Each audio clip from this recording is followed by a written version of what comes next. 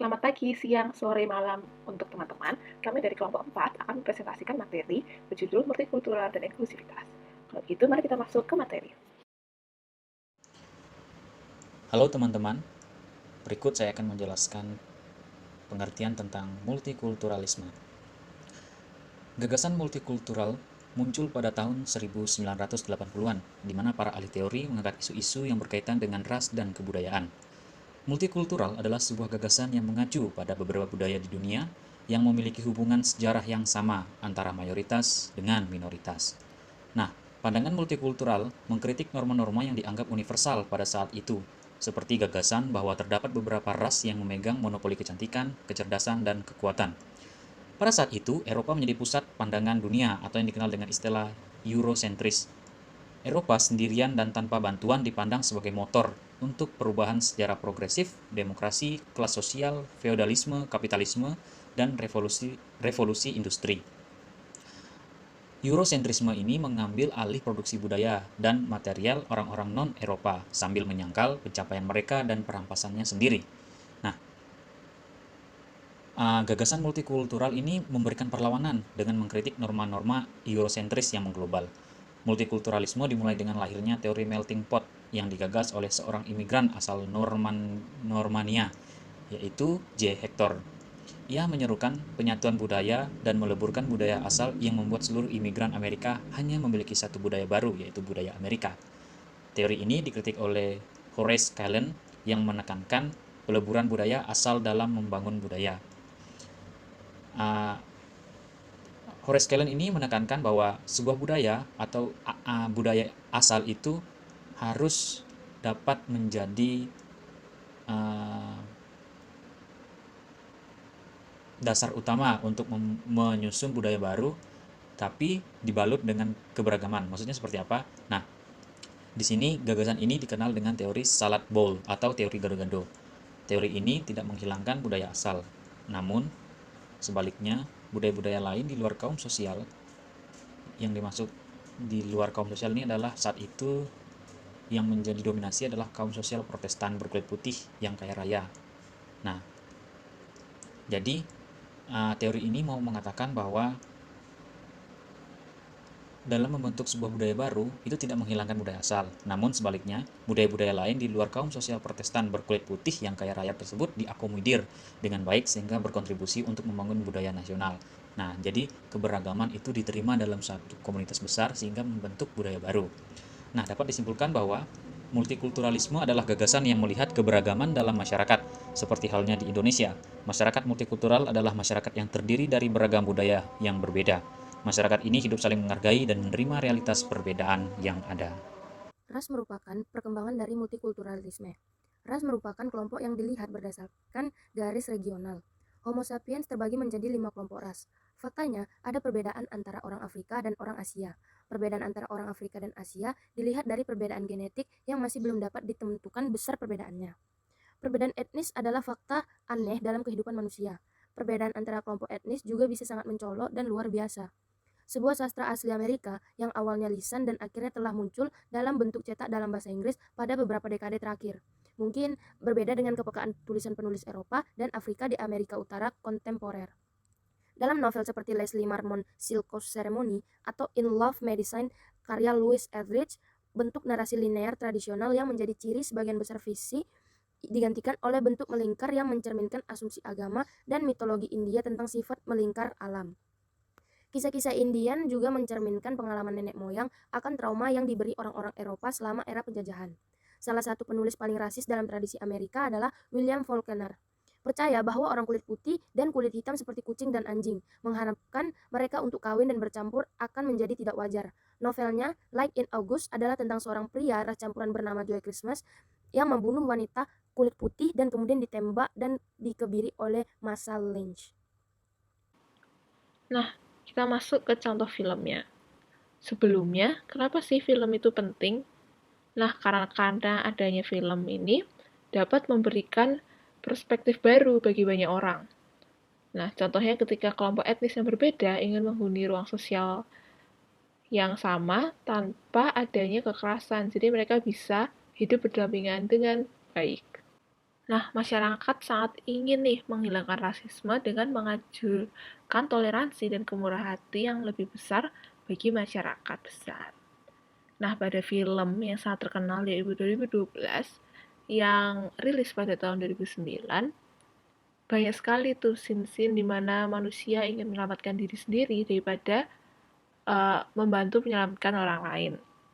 Nah, selain itu, karakter yang ada di dalam film juga memberikan sebuah perspektif berbeda bagi penontonnya, di mana karakter utama, yaitu mereka gunakan aktor berkulit hitam, ini tuh untuk menjadi langkah mengejutkan dan inovatif yang sangat ideal yang mereka ceritakan, di mana kaum terpelajar dan kaum atas tidak hanya oleh kaum berkulit putih.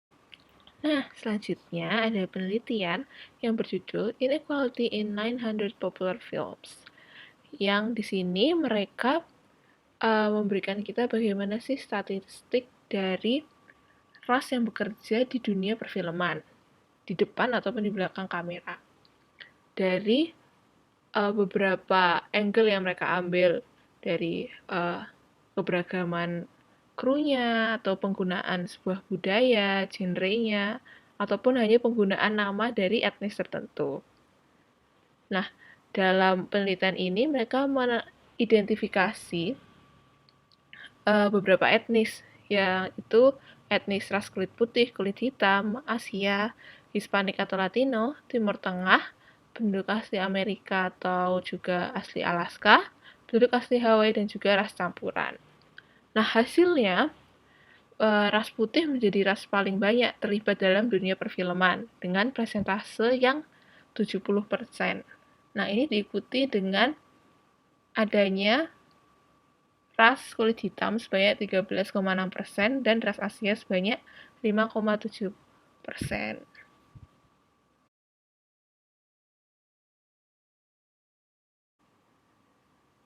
Nah, dari statistik itu terdapat 29,2% karakter yang berasal dari etnis atau ras yang kurang terwakili. Nah, bahkan dari semua ras yang digabungkan yang tidak terwakili itu bahkan lebih sedikit dari persentase penonton yang membeli tiket film di Kanada yang besarnya bisa sampai 49%. Tingginya persentase ini memberikan kekhawatiran akan sebuah hashtag yaitu Oscar So White. Nah, tidak adanya perbedaan statistik dari masing-masing ras di dunia perfilman dari tahun 2015 sampai 2016 memberikan dampak yang kurang pada masyarakat. Nah, sedangkan pada tahun 2017 sampai 2016 sendiri ada penurunan nih pada keterlibatan ras kulit putih di perfilman sebanyak 6,8%. Selanjutnya kita masuk ke materi representasi. Konsep tradisional mendefinisikan representasi ini sebagai penciptaan citra atau naratif atau bahkan bahasa itu sendiri. Nah, hal ini mengartikan bahwa representasi dipahami sebagai bentuk tiruan, cerminan, atau sebuah realitas. Paham tradisional ini memahami nilai representasi terletak pada kemampuannya dalam menampilkan hal yang asli. Lebih lanjut, representasi menurut John Fiske adalah sesuatu yang merujuk pada proses yang dengannya realitas disampaikan dalam komunikasi melalui kata-kata, bunyi, citra, dan kombinasi. Menurut Fiske, terdapat 3 proses dalam menampilkan representasi suatu objek dalam media, yakni level pertama, mengenai bagaimana peristiwa ditandakan. Dalam bahasa gambar, seringkali aspek ini dihubungkan dengan pakaian, lingkungan, ucapan, dan ekspresi. Level kedua, yakni tentang bagaimana realitas digambarkan. Dalam bahasa gambar, alat tersebut berupa kamera, pencahayaan, editing, serta musik. Level ketiga, yakni tentang bagaimana peristiwa tersebut diorganisir dalam konvensi yang diterima di dalam masyarakat. Kemudian, luasnya objek kajian representasi terlihat bagaimana representasi dalam kajian budaya dapat ditemukan dalam berbagai bentuk naratif yang berupa film, novel, program TV, representasi visual dalam iklan, lukisan, majalah fashion, dan dalam bentuk lainnya. Bagi Stuart Hall, representasi merupakan penciptaan makna atau pemaknaan melalui bahasa. Penciptaan makna ini melibatkan hubungan yang kompleks yang memperlihatkan bagaimana kata atau bahasa berfungsi sebagai tanda. Nah, di dalam budaya, makna diciptakan atau dikonstruksi dengan menggunakan unsur-unsur yang beragam yang melibatkan berbagai variasi teks sehingga representasi yang ditampilkan dalam teks-teks tersebut terkait dengan praktik-praktik sosial yang menyoroti kekuasaan yang bermain di dalamnya.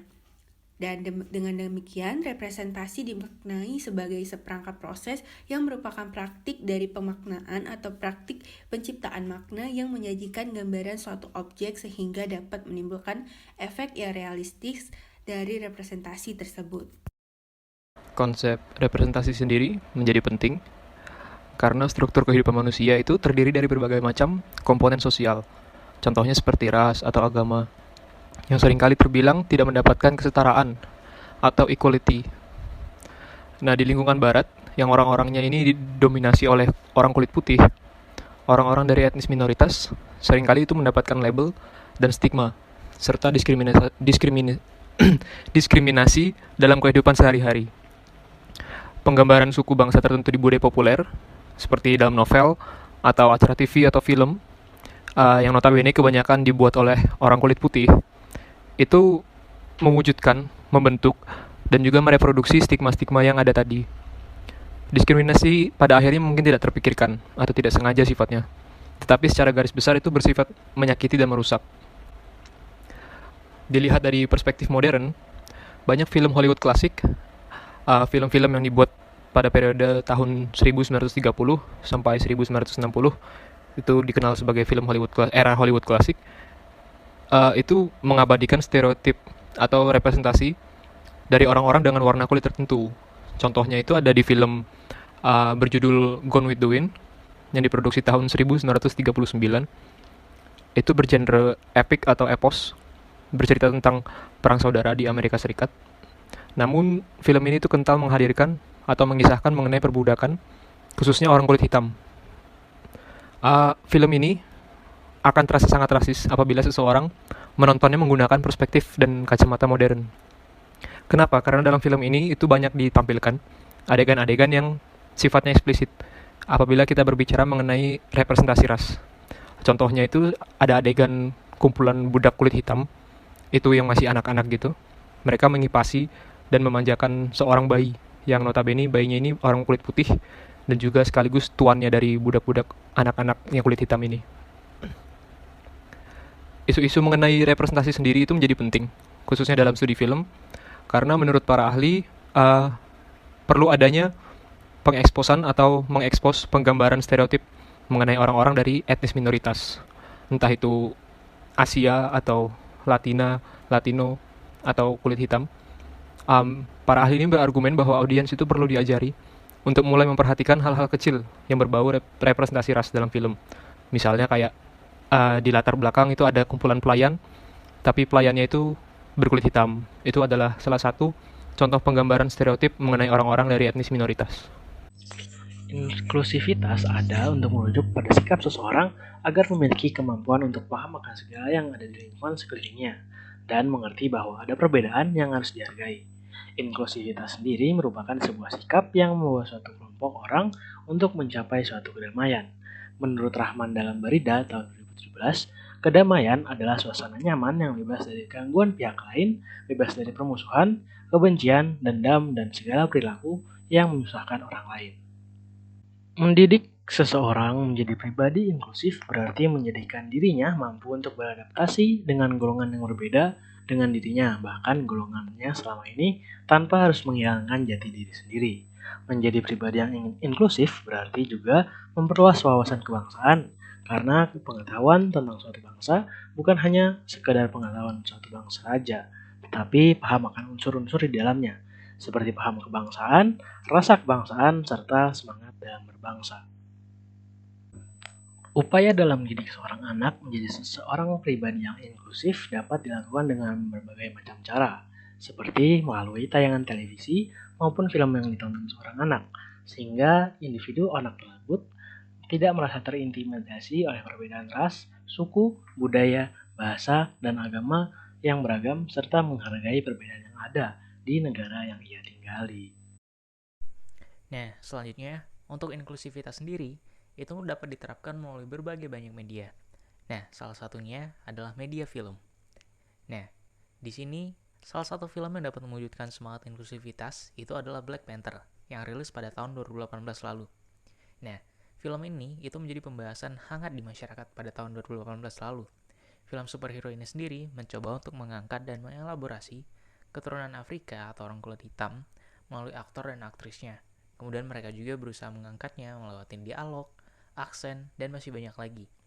Nah, dalam film ini, kita juga dapat melihat Wakanda yang digambarkan sebagai negara Afrika yang sangat maju peradabannya. Nah, selain Black Panther, ada juga beberapa film lain seperti Raya and the Last Dragon yang mengangkat budaya Asia Tenggara, lalu ada My Name is Khan yang mengangkat agama Muslim dan juga disabilitas. Serta yang terakhir ada juga film superhero Muslim yang akan tayang yang dikeluarkan oleh Marvel Studio yaitu Miss Marvel. Oke, selanjutnya kita masuk ke bagian Oscar. Nah, Oscar itu mengumumkan bahwa film-film yang akan diajukan ke dalam nominasi itu nantinya harus memenuhi standar-standar tertentu, termasuk di dalamnya adalah isu inklusivitas ini. Nah, rencananya pada tahun 2024 di ajang penghargaan Oscar yang ke-96, film yang diajukan ke dalam kategori Best Picture itu harus paling nggak memenuhi 2 dari 4 standarisasi yang sudah ditetapkan oleh Oscar. Nah, keempat standar tersebut adalah yang pertama, ada on-screen representation, themes, and narrative. Lalu yang kedua ada creative leadership and project team. Lalu yang ketiga ada industry access and opportunities. Lalu yang keempat adalah audience development. Nah, hal ini sendiri tentunya menunjukkan bahwa inklusivitas sendiri memiliki perkembangan yang baik dalam halnya di industri perfilman. Seperti itu. Multikulturalisme dalam film. Multikultural pada saat ini juga berkaitan dengan film yang diproduksikan dan ditayangkan kepada masyarakat. Film yang berkaitan dengan multikulturalisme dibuat dengan tujuan sebagai bahan pembelajaran kepada masyarakat, bukan sebagai tindakan persuasif untuk melakukan diskriminasi. Dengan adanya film yang berkaitan dengan multikultural, masyarakat dapat belajar dengan mudahnya untuk saling menghargai ras dan budaya yang lainnya. Studi kasus. Salah satu film Indonesia yang terdapat unsur multikultural adalah film Laskar Pelangi yang dirilis pada tahun 2008. Film ini menceritakan tentang sekelompok anak yang kurang mampu, tetapi mereka masih memiliki keinginan untuk belajar. Sekelompok anak tersebut memiliki ras dan budaya yang berbeda. Meskipun begitu, mereka tetap menjalin hubungannya dengan baik. Dari film tersebut kita dapat belajar bahwa dalam menjalin suatu persahabatan, perbedaan ras dan budaya bukanlah merupakan suatu hambatan. Dengan adanya perbedaan antar teman, kita dapat menjadi saling melengkapi satu sama lain dan saling belajar untuk menghargai.